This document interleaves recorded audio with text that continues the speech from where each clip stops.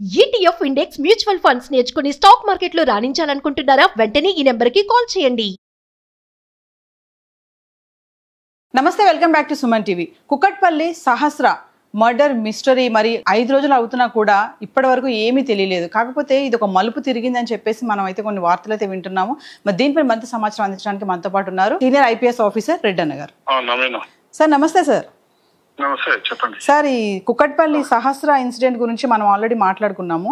మరి కేసు ఒక మలుపుకు వచ్చిందని చెప్పేసి మన వార్తలు అయితే వింటున్నాం సార్. దీని గురించి ఒకసారి వివరాల్లోకి వెళ్తే. డెఫినెట్ గా దేర్ ఈజ్ ఎవ్రీ పాసిబిలిటీ. నేను అప్పుడే చెప్పాను, 2 days లో డెఫినెట్ గా పోలీసులు క్షుణ్ణంగా ఎగ్జామిన్ చేస్తే డెఫినెట్ గా ముద్దాయి ఆచూకీ దొరుకుతుంది అని ఒకటి, చుట్టుపక్కల వాళ్లే చేసి ఉంటారని ఒకటి మనం చాలా సార్లు అనుకున్నాం. బయట నుంచి కాదు, ఎవరు అబ్జర్వ్ చేసి ఎవరు లేని చూసి ఇది ఇంకా క్షుణ్ణంగా ఎగ్జామిన్ చేయాలి అబ్బాయిని. Is a minor, 10th class అబ్బాయి. అంటే దొంగతనం చేసేదానికి ముందుగా ఎక్కడైనా చేసాడా, అలవాటు ఉందా, మరి ఇక్కడ ఈ ఇంట్లోనే ఏం దొంగతనం చేసేదానికి కారణం ఏమిటి అంటే, దొంగతనం చేసే కొందరు సెల్ ఫోన్ కోసం కొనివ్వలేదంటే ఇంట్లో దొంగతనం చేసి కొనుక్కుందామని ఒక ఐడియా ఉంటుంది. 10th class అబ్బాయికి బుక్కులు కొనుక్కోవాలని దొంగతనం చేయడెవరు?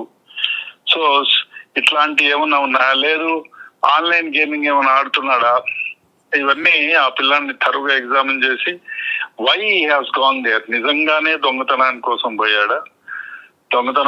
పోయి ఉంటే మరి ఏమీ ఎందుకు తీసుకుపోలేదు? ఇవన్నీ కూడా ఎందుకంటే దానివల్ల చాలా, కత్తి వెంట తీసుకెళ్లాడా, కత్తి ఎక్కడిది, ఎక్కడి నుంచి తీసుకెళ్లాడు, ఆ కత్తి ఆ వాళ్ళ ఇంట్లోదే, వీడు దొంగతనానికి పోయి కత్తి వాళ్ళ ఇంట్లోనే కిచెన్ లో ఉండే కత్తి తీసుకుని ఆడే పొడి చేసి ఆ కత్తి కడిగేసి వచ్చినాడా చనిపోయిన తర్వాత, లేదా ఆ కత్తి వీడు జోలు పెట్టుకుపోయి తీసుకెళ్లిపోయి అక్కడ చంపిన తర్వాత ఎవరన్నా అడ్డం వస్తే ఎవరన్నా పట్టుకుంటారనే భయంతో పెట్టుకున్నాడా?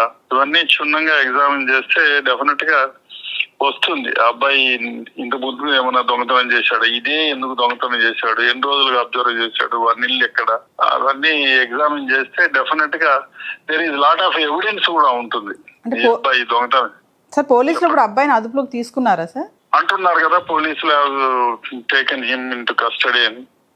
ఇప్పుడు కాకపోతే ఇంకొక 1 hour లో తెలిసిపోతుంది కదా డెఫినెట్ గా ఎవరు అబ్బాయి పేరేంటి, ఎక్కడ ఉంటాడు. ఆ వీధిలో పోయి ఎగ్జామిన్ చేసినా తెలిసిపోతుంది కదా అబ్బాయి క్యారెక్టరు, వాళ్ళ తల్లిదండ్రులు ఏం చేస్తారు, 10th class ఏ దాంట్లో చదువుతారు, అని ఫ్రెండ్స్ ఎవరు, ఇవన్నీ ఎగ్జామిన్ చేస్తే మొత్తం తెలిసిపోతుంది. మైనర్ అంటున్నారు సార్, మళ్ళీ దొంగతనానికి వచ్చాడని చెప్పేసి అంటున్నారు. మరి దొంగతనానికి వచ్చి ఇంత దారుణంగా అమ్మాయిని చంపడం అనేది అదే అర్థం కావడం లేదు.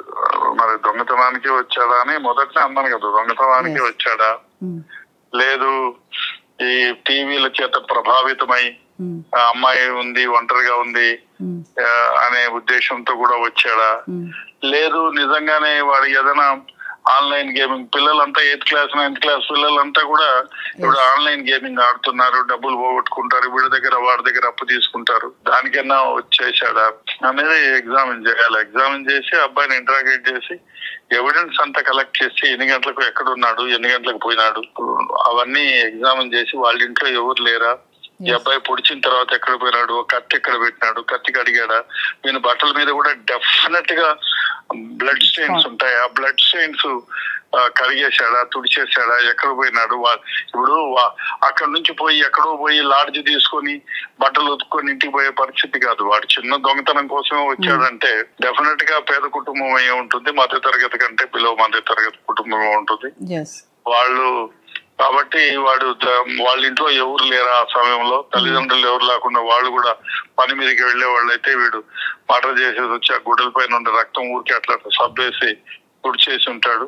వచ్చినా కూడా దేర్ ఇస్ ఎవ్రీ ఎవిడెన్స్ అయితే వస్తుంది 100%. అంటే సార్ మైనర్ అంటున్నారు కదా సార్, మైనర్ అంటున్నారు కదా, ఇన్ కేసు ఒకవేళ అదుపులోకి తీసుకుంటే గానీ మరి ఎలా విచారణ అనేది ఎలా జరుగుతుంది అంటారు?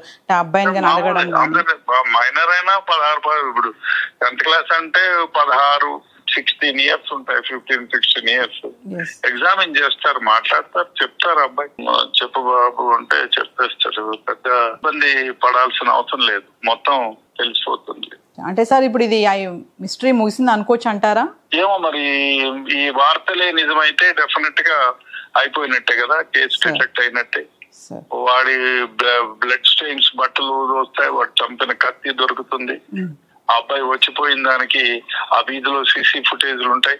చంపేసి ఇంట్లోకి పోయి కడుక్కొని వాడు డైరెక్ట్ గా ఇంట్లో ఉండకుండా పక్కకి ఎక్కడికైనా వెళ్ళిపోయాడా, అవన్నీ ఎన్ని గంటలకు పోయినాడో చుట్టుపక్కల సీసీ ఫుటేజ్లన్నీ ఎగ్జామిన్ చేస్తే వాడికి కదలికలన్నీ ఉంటాయి. జనరల్ గా చిన్నపిల్లోడు 15-16 ఇయర్స్ అబ్బాయి వాడు ఎవరు సీసీ ఫుటేజ్ లో ఒకవేళ పోలీసుడు చూసినా కూడా ఏముందిలే పిల్లోళ్లే అని చెప్పి వాడిని క్లియర్ గా చూడకుండా పోయిన పరిస్థితి కూడా ఉండొచ్చు. కాబట్టి ఏది ఏమైనా ఇదే నిజమైతే డెఫినెట్ గా పోలీసులకి మొత్తం ఆ కేసులో మొత్తం ఎవిడెన్స్ కూడా దొరికిపోతుంది. ఎందుకంటే ఆ పిల్లోడు బట్టలు కాల్ చేస్తాడు అంత దూరం ఉండదు. ఎందుకంటే కత్తి ఒకటి, ఈ బట్టల పైన స్ట్రెయిన్ ఒకటి, అవన్నీ డెఫినెట్ గా ఫింగర్ ప్రింట్స్ కూడా దొరికే ఉంటాయి. ఏది గోడ పైన గొల్లెం పెట్టినప్పుడు వాడికి అంత నాలెడ్జ్ ఉండదు కాబట్టి ఆ ఫింగర్ ప్రింట్స్, డోర్ పైన ఉండే ఫింగర్ ప్రింట్స్, అదే విధంగా రెసిస్టెన్స్ జరిగినప్పుడు ఎక్కడైనా ఫింగర్ ప్రింట్స్, ఇవన్నీ దొరికే ఉంటాయి. ఇప్పుడు ఎగ్జామిన్ చేస్తే దొరికిపోతాయి.